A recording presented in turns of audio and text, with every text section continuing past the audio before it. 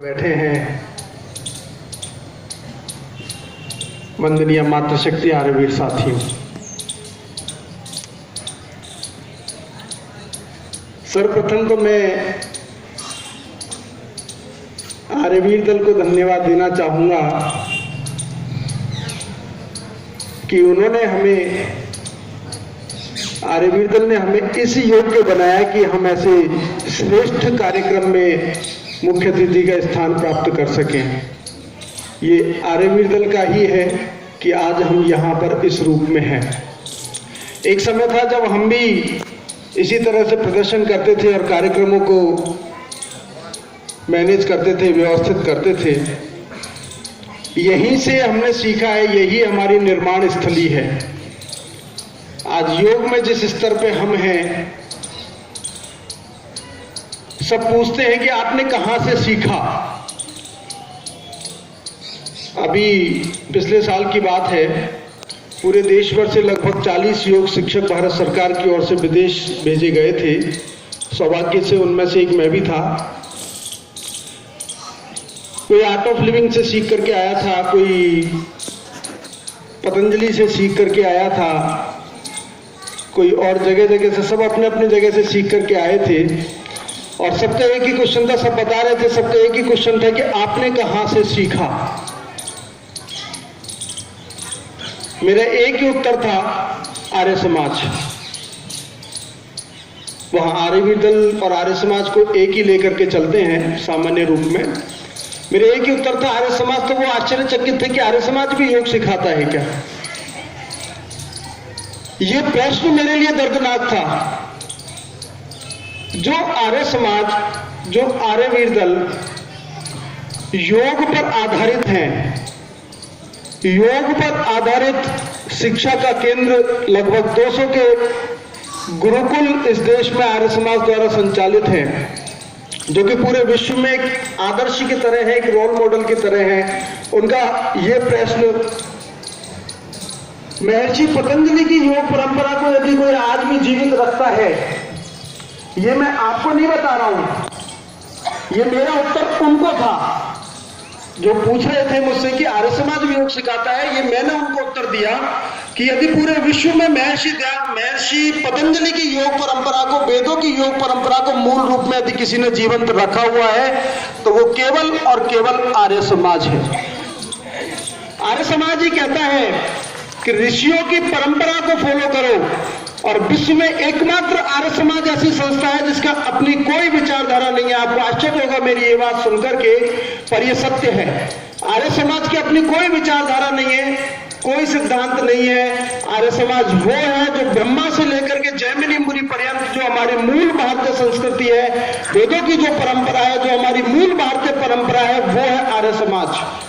आर्य समाज कोई नई संस्था है, किसी व्यक्ति द्वारा चलाई हुई नहीं है। महर्षि दयानंद जो कि संस्थापक है, इन्होंने भी एक यही वाक्य कहा था कि मेरा अपना स्वयं मंतव्य चलाने का कोई भी विचार नहीं है। मैं ब्रह्मा से लेकर के जैमिनी मुनि पर्यंत जो ऋषियों मुनियों की परंपरा है, उसी में विश्वास करता हूं और उसी को ही आगे बढ़ाता हूं।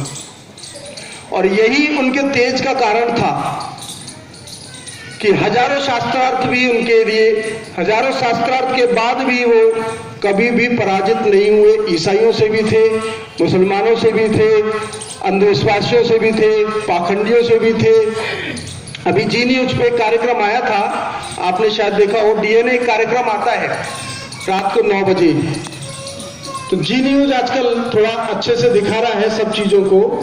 तो जी न्यूज एक बहुत शानदार बात, आप सबको भी सुनकर के गर्व होगा, शायद देखा भी होगा व्हाट्सएप पे उसकी क्लिपिंग। आजकल बाबाओं का बड़ा पाखंड का चल रहा है। तो जी न्यूज ने एक बात कही थी कि आज के संत बाबा क्यों नहीं स्वामी दयानंद की तरह समाज सुधार का कार्य करते। संतों का कार्य है समाज सुधार करना, तो समाज सुधार के कार्य क्यों नहीं करते जैसा कि स्वामी दयानंद ने किया था, महर्षि दयानंद ने किया था। महर्षि दयानंद ने क्या किया था, स्त्रियों के अधिकार के लिए उन्होंने जीवन भर संघर्ष किया, और स्त्रियों को अधिकार दिला करके, माने सती प्रथा की कुरीति हटवाना हो, या विधवा विवाह शुरू करवाना हो, या स्त्रियों को शिक्षा दिलवाना हो, ये जी न्यूज पे उसने पूरा अच्छे से दिखाया था।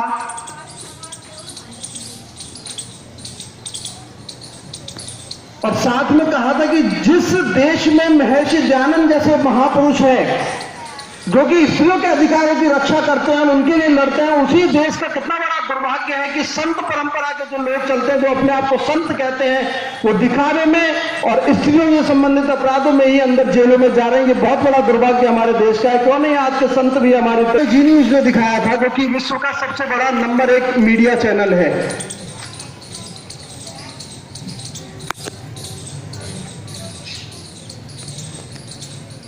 और हम सबका बहुत ही बड़ा सौभाग्य है कि हम उस महान परंपरा के अनुगामी हैं, अनुचर हैं, उसको सीख रहे हैं, अपना रहे हैं और आगे बढ़ा रहे हैं।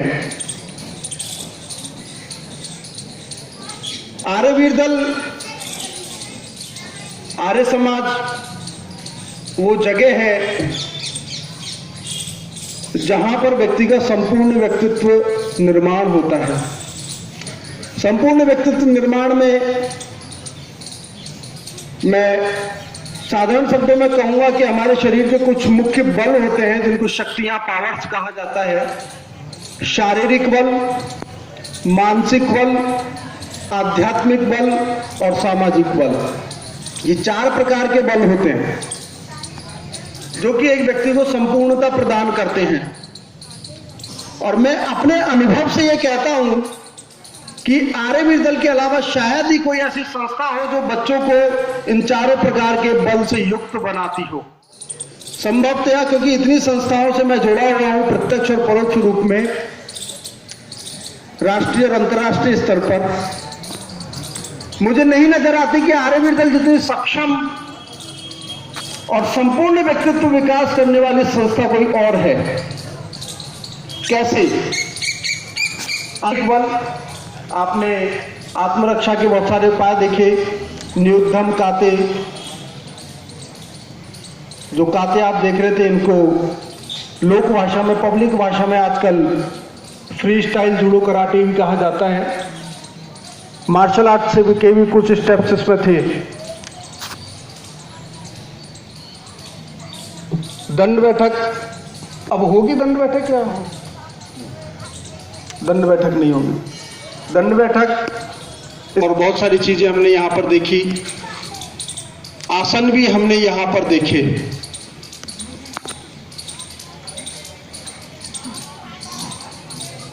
हमारे शरीर में 3 प्रकार की प्रवृत्तियां होती है, सत्व, रज और तम। रजोगुण जो है चंचलता प्रतीक है, चंचलता का प्रतीक है, चलायमान करता है, गति उसका विशेष स्वभाव है। जिसके अंदर रजोगुण बढ़ेगा वो व्यक्ति चंचल स्वभाव का होगा, अस्थिर प्रवृत्ति का होगा। आसनों के अभ्यास से रजोगुण की निवृत्ति होती है, रजोगुण नियंत्रित में आता है। इसलिए कहा गया आसनों से स्थैर्य प्राप्त होता है, स्थिरता प्राप्त होती है।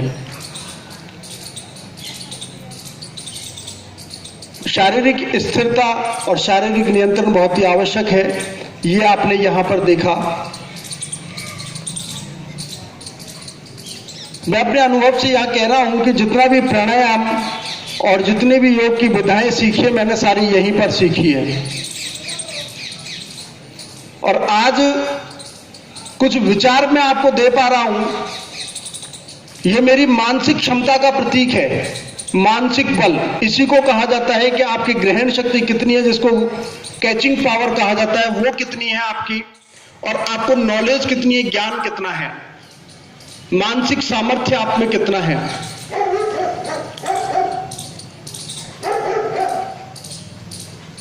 मानसिक बल, ये भी आपकी यहीं पर उन्नति होती है। तीसरा आत्मिक और आध्यात्मिक बल। आत्मिक बल बढ़ता है ईश्वर की उपासना से, जिसे हम सामान्य भाषा में या बोलचाल की भाषा में विल पावर बोलते हैं, आत्मबल। ईश्वर की उपासना से यह बढ़ता है। और ईश्वर की उपासना, आप में से ऐसे कितने आर्यवीर हैं जो नियमित संध्या उपासना करते हैं? जरा अपना सीधा हाथ ऊपर उठाएं। नियमित संध्योपासना, बहुत बढ़िया। और गायत्री मंत्र ऐसे हैं जो केवल गायत्री मंत्र करते हैं, संध्या नहीं करते, या याद नहीं है अभी, सीधा हाथ उठाइए अपना ऊपर। बहुत बढ़िया। बहुत सारे पुराने आर्यवीरों ने छोड़ दिया है, मैं उनसे निवेदन करूंगा कि छोड़े नहीं, ये तो शक्ति का स्रोत है, इसको जरूर करें। तो ये आत्मबल है, संध्योपासना, गायत्री जप, ये आत्मबल को बढ़ाता है आपके। महर्षि दयानंद कहते हैं कि जो व्यक्ति नियमित रूप से ईश्वर की उपासना करता है, संध्योपासना करता है, उसका आत्मबल इतना ज्यादा हो जाता है कि पहाड़ जैसा दुख भी उसको चींटी के समान लगता है। और ये केवल उन्होंने लिखा नहीं है, ये मैंने अपने जीवन में सैकड़ों बार अनुभव भी किया है। आपको जो बात मैं बता रहा हूं केवल पढ़ी नहीं है, अपने अनुभव से ही बता रहा हूं मैं सारी चीजें। गायत्री मंत्र और संध्योपासना का महत्व आप स्वयं अनुभव कर सकते हैं, वो बताया नहीं जा सकता, इतना ज्यादा आत्मबल बढ़ जाता है और आपकी आंतरिक शक्ति इतनी ज्यादा जागृत हो जाती है कि आप बहुत ऊपर चले जाते हैं। आपके सोचने का तरीका, आपका काम करने का तरीका बहुत ऊंचा लेवल का होने लगता है।